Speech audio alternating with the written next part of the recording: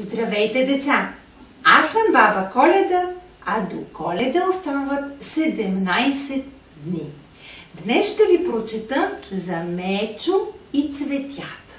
Нали знаете, всички мечки обичат да спят зимен сън, но това не им пречи да сънуват. И така, едно от нашите мечета заспало и сънувало как отива при майка си и казва: „Мамо, през зимата няма цветя, толкова много искам да има цветя, не може ли и през зимата цветята да цъфтят?“ А мама мечка се разбудила и се обърнала и казала: „Ама, Мечо, не ли знаеш, че ние всички мечки спим? Какви цветя?“ И двете мечки продължили да спят.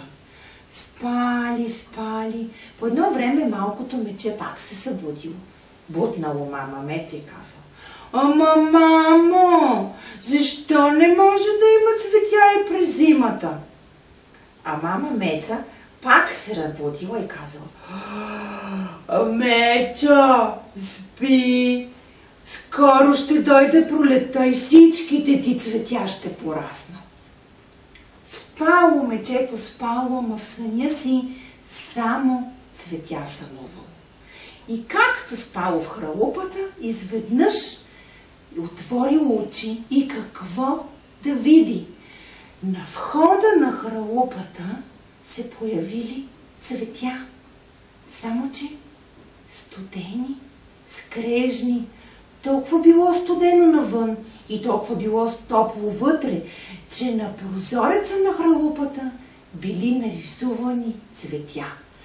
Малкото мече се наместило хубаво в леглото и казало: „Ето, наказах ли ви, че и през зимата може да има цветя?“ А вие, деца, опитайте да нарисувате скрежни цветя на вашите прозорци и ме чакайте до утре.